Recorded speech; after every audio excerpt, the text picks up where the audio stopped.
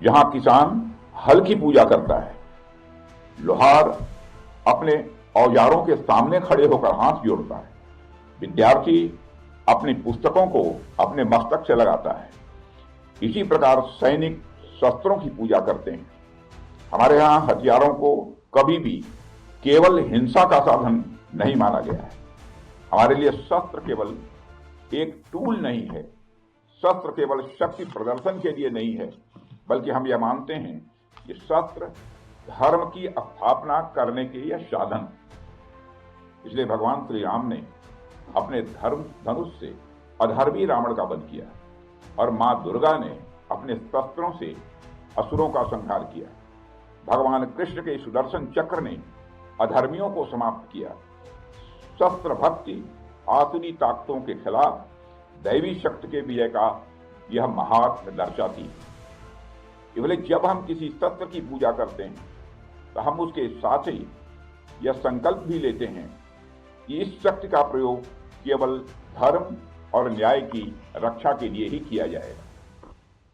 साथियों, हमारा यह संकल्प ऐतिहासिक रूप से हमारे पूर्वजों से होते हुए हम सभी तक पहुंचा है।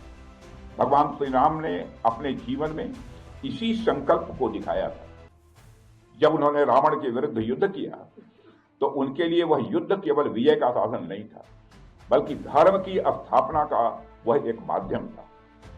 महाभारत का युद्ध भी जब श्री कृष्ण के मार्गदर्शन में हुआ तो उसका उद्देश्य पांडवों को विजय दिलाना नहीं था, बल्कि उसका उद्देश्य धर्म की स्थापना ही करना था। हालांकि यह बात ध्यान देने लायक है कि धर्म की स्थापना करने के लिए, धर्म की रक्षा करने के लिए केवल संकल्प ही पर्याप्त नहीं है। संकल्प के साथ साथ शक्ति भी यह आवश्यक है, और वह शक्ति शस्त्र के माध्यम से ही प्रकट होती है। इसलिए हमारे यहाँ शस्त्रों की पूजा को भी उतना ही महत्व दिया गया है। शस्त्रों का सम्मान करने का एक अर्थ अपने सैनिकों का सम्मान करना भी है जो उन्हें धारण करते हैं। इसलिए हमारे पूर्वजों ने हमें यह मार्गदर्शन दिया, केवल शास्त्र, ज्ञान, विद्या और संस्कृत को ही संजोना पर्याप्त नहीं है, बल्कि शस्त्रों की शक्ति भी उतनी ही आवश्यक है। और हमारे पूर्वजों की वही शिक्षा आज भी हम सभी के अंदर है। ऑपरेशन सिंदूर में पूरी दुनिया ने इस बात का अनुभव किया है, और शस्त्र पूजा इस बात का प्रतीक है कि भारत सिर्फ शस्त्र की पूजा नहीं करता है, बल्कि समय आने पर शस्त्रों का इस्तेमाल करना भी जानता है।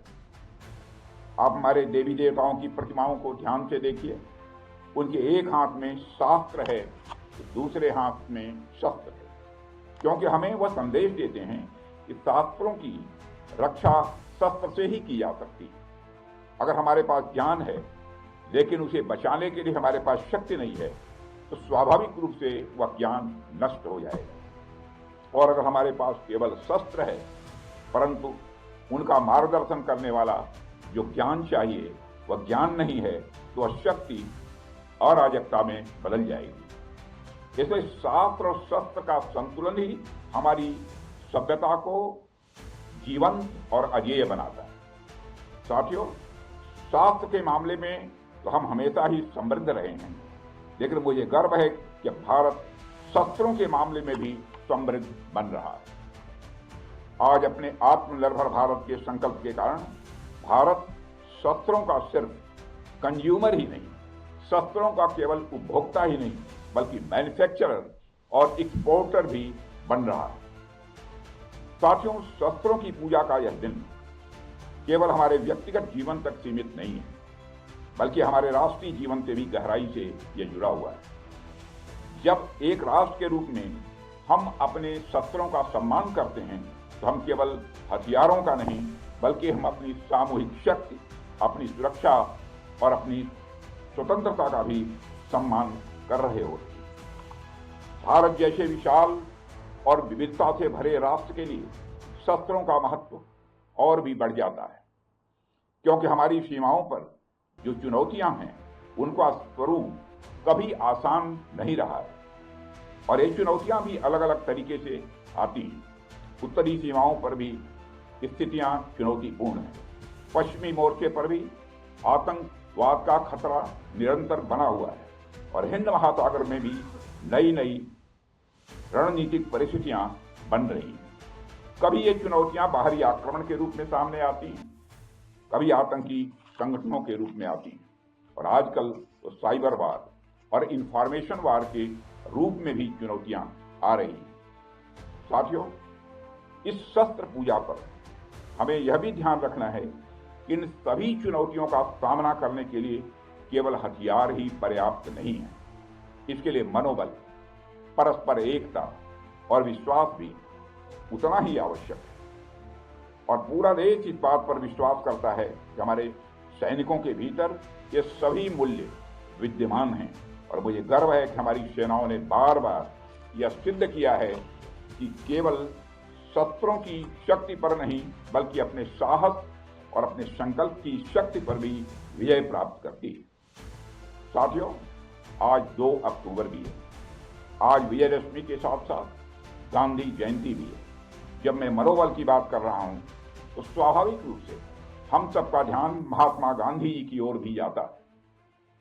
वह तो अपने आप में मनोबल के ज्वलंत उदाहरण थे।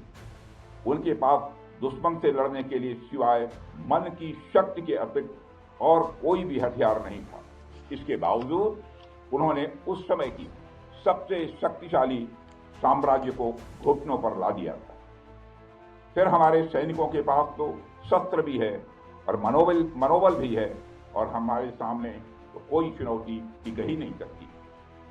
साथियों, ऑपरेशन सिंदूर के दौरान हमारी आर्म्ड फोर्सेज ने यह दिखा दिया कि भारत की संप्रभुता को चुनौती देने वाली ताकतें चाहे जहां कहीं भी छिपी हों, हम उन्हें ढूंढकर उनका खात्मा करने की शक्ति रखते हैं। दुनिया की कोई भी ताकत हो, यदि वह हमारी संप्रभुता को चुनौती देगी तो भारत चुप नहीं रहेगा।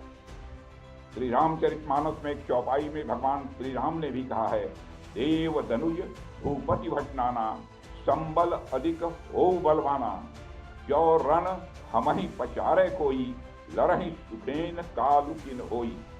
मतलब वो चाहे कोई भी हो, यदि रण में हमें ललकारे हम उससे सुखपूर्वक लड़ेंगे, चाहे वह काल ही क्यों न हो। इसी प्रकार आज का भारत कहता है, चाहे आतंकवाद हो या किसी भी तरह की समस्या, हम सबसे निपटने और जीतने की पूरी क्षमता रखते हैं। साथियों, ऑपरेशन सिंदूर के दौरान पाकिस्तान ने लेह से लेकर सर क्रीक के इस इलाके तक भारत के डिफेंस सिस्टम को भेजने की नाकाम कोशिश की।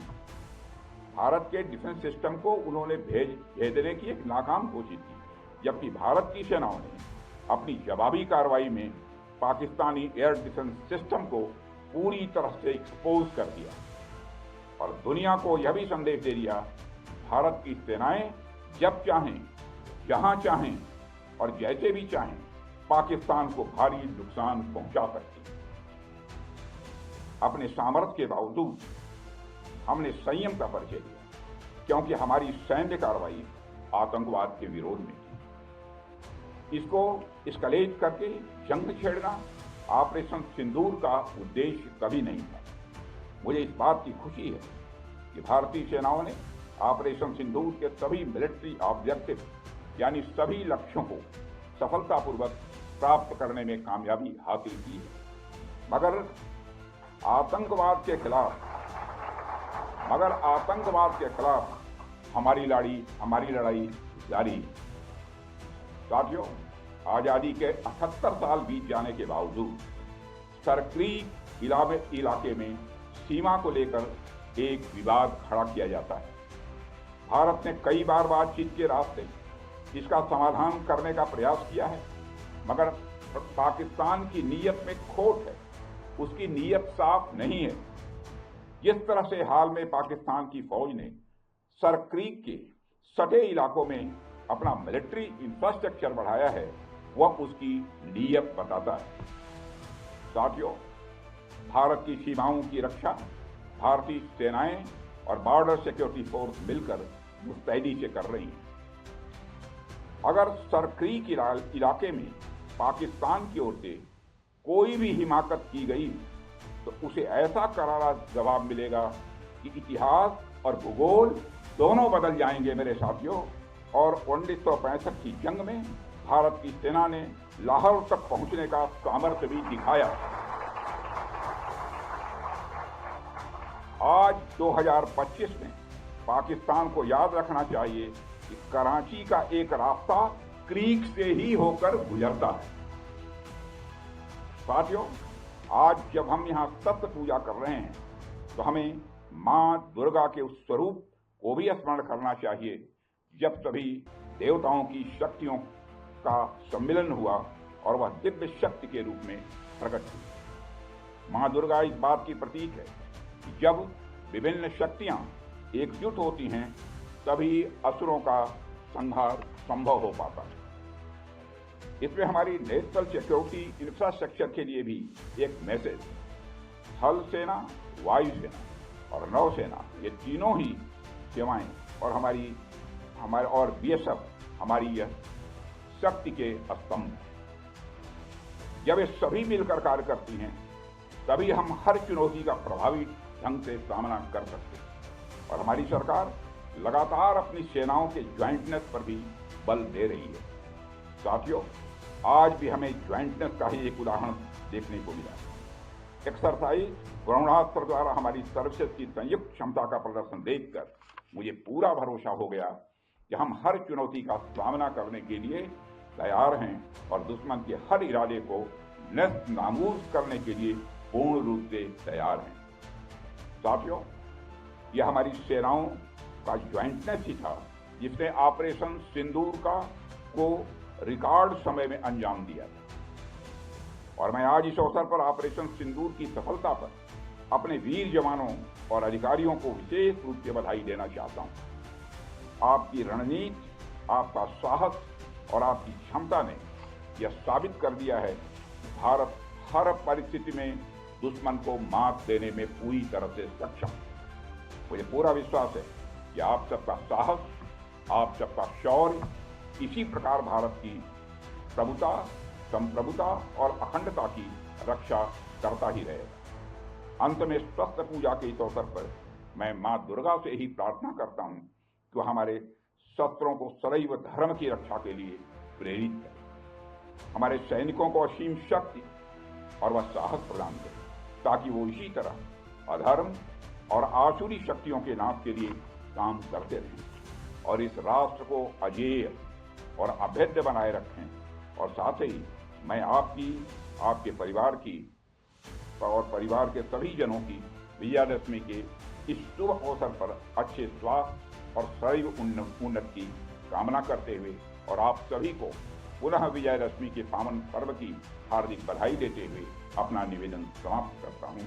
बोलिए भारत माता की जय, भारत माता की जय, भारत माता की जय। बहुत बहुत धन्यवाद।